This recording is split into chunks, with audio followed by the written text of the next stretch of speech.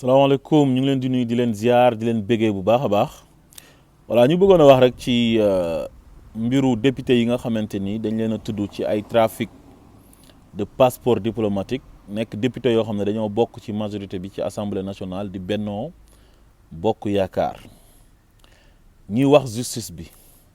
di wax ki nga xam ne moom mooy procureur de la république mi nga xam ne mook ay juge d'instruction yi ñu nekk ci parquet bi yàgg nañoo bind président de l'Assemblée nationale lettre pour ñu lever immunité parlementaire ay députés yoo xam ne ay opposants lañ pour ñu yóbbu leen ci yoon àtte leen récemment mooy mbiru Ousmane Sonko bi nga xam ne li ko lal yëpp ñëpp xam nañ ne ay fen la ñoom bind nañ président de l'Assemblée nationale pour mu lever immunité parlementaire am ñu dem lever immunité parlementaire Ousmane Sonko te tegoñ ko ci yoon respecté wuñ procédure yi loolu yëpp li ko waral mooy Ousmane Sonko lañ bëggoon tëj kaso parce que Ousmane Sonko mooy opposant bi gën a sonal Macky Sall léegi nag mbir mi lii xew na mooy jël am na ay député yoo xam ne ci majorité bi lañ nekk tudd nañ leen ci ay trafic de passeport diplomatique ñu jël ko di ko jaay te waa ji jàpp nañ ko mu nommé leen cité leen nommément ne ñooñu la nekkal di diilal ay passeport diplomatique ba pare di séddoo xaalis bi ak ñoom kon loolu defe naa ne leer na léegi nañ lever seen immunité parlementaire ñu dem justice ñu àtte leen su fekkee ñoo def ñu condamné leen buñ deful ñu bàyyi leen ñu dem te awma yaakaar na sax ne loolu yëpp dina ci am parce que Sénégal moom ñaari sénégalais moo fi am léegi mooy sénégalais bi nga xam ne dafa ànd ak Macky Sall mooy sénégalais première classe sénégalais deuxième classe mooy sénégalais bi nga xamante ni dafa am droit ne ànduma ak Macky Sall kooku dañ koy réprimer di ko bundu xataal di xool lan lay def pour ñu jàpp ko tëj ko ci kaso bi jaay ko doole parce que àndul ak Macky Sall parce que Macky Sall dafa jàpp ne ñëpp dañoo war a ànd ak moom te nous sommes dans une démocratie nous sommes dans une république kum neex nga ànd ak Macky Sall kum neex nga bañ a ànd ak Macky Sall comme man mii ànduma ak Macky Sall tey ànduma ak moom suba te duma mas a ànd ak moom ba àdduna di tukki parce que gëw ma politique am gëw ma nu muy doxalee te am naa ci droit léegi nag assemblée nationale bi xam ngeen ne scandale bu nekk am na fa rawatina 13e législature bii nii parce que jàpp nañ fa benn député boo xamante ni trafiquant de faux billets la muy Seydina Fall Bougazelli askan wi wóolu ko yónni ko assemblée nationale pour mu représenter leen fa war a joxe le bon exemple war fa nekk di voter ay loi yi nga xam ne ci la ñuy sukkandiku pour di àtte moom mu dem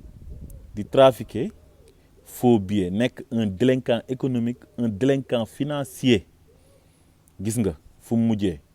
ñu jàpp ko flagrant délit tey bu ñu ko jàppatoon flagrant délit tey affaire bi dañ koy nëppal du mujj fenn parce que Macky Sall la àndal ñu jàpp ko flagrant délit tëj ko kaso 6 mois génne ko te kooku bu nekkoon député opposition bi wala koo xamante ni ku contre Macky Sall la ku noonu ba léegi mu ngi ci kaso bi fa lay dee du mas a génn ba pare mu boole ko ak benn ñàkk jom ak benn arrogance génn war a tëj làmmiñam yore rajo yeeg télé yi di wax naan day saaga ay Ousmane Sonko di xasteeg di menacer ba pare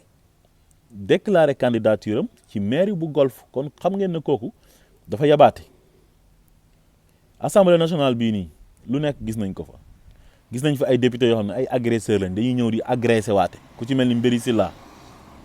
gis nañ fi ay députés yoo xam ne c'est des ivrognes ay nankatu sàngara mandi ñëw dem ci parlement bu CEDEAO ba di fa agressé jigéen benn sud africaine gis nañ fi ay députés yoo xam ne ay saagakat lañ dañuy taxaw di saaga ndey ñëpp di leen dégg te ñooñu waroon a joxe le bon exemple te ñooñu ñëpp ci majorité bi lañ bokk waaye nag sénégalais yi nag ñoom ñoo war a yeewu xam seen bopp ba pare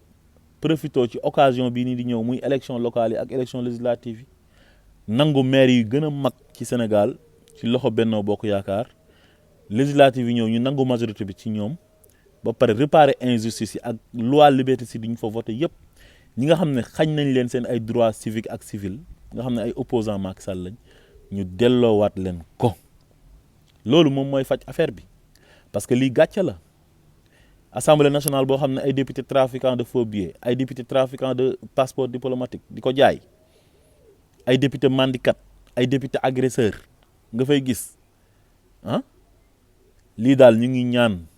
justice bi ñu def ci liggéey nañ def seen liggéey sénégalais yu bëri nag lii bu amee dañuy wax naan du mujj fenn parce que gis nañ kaaw Bougazelli mujjul fenn gis nañ fi ay ministre de la république yu def ay détournement de deniers publics ay corps de contrôle épinglé leen ñii ay milliards et milliards ñu tudd leen ci te mujjul fenn tudd nañ fi nit ci 29 milliards tudd fi nit ci 94 milliards tudd fi benn directeur boo xam ne kilo ñebbe la doon jëndi def ay surfacturation ay 4500 par kilo benn ministre de la république jël na fi suñu ay kéwél jël ko di ko sàcc di ko yóbbu ci domaine privé am kéwél yi dee mu jël ko dibi ko bi mu defee remaniement daf ko maintenir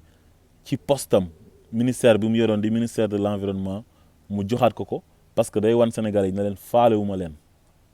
voilà comme nag ci réewu yoon lañ nekk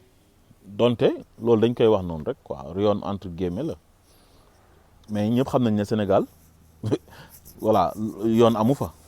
voilà waa ji moo yore justice am yore procureur am yore ay juge d'instruction yam képp koo xamante ni da ngaa ànd ak moom loo manti def même boo rayee nit danañ la protéger képp koo xam ne ànd ak moom yow doo def dara dañ lay fekk fi nga toog sax jàpp la jiiñ la luñ lay jiiñ ba pare taqal la jaay la doole tëj la gis nga kilifa bu Y'en a marre dañ ko filmer à son insu te loolu délit la muy wax ci waxu passeport diplomatique waa DIC jël nañ ko def ko garde à vue léegi nag DIC ñu ngi def seen liggéey ci kilifa bu Y'en a marre mais procureur ak waa parquet bi nañ def seen liggéey ci ñaari député yi nga xam ne tudd nañ leen ci scandale bii nii di affaire passeport diplomatique yi nga xam ne dañ koy jël di ko jaay te amuñ ci benn droit passeport diplomatique kenn waru kaa jaay te député du n'importe qui dañ ko fal askan wi ñoo ko fal yóbbu ko assemblée nationale pour mu représenter leen fa kon kooku dafa war a joxe le bon exemple mais warul nekk di def loo xamante ni yoon daf koy tere kooku maanaam sanction yam sax moo gën a war a mën a diis que sanction citoyen yi lambda bi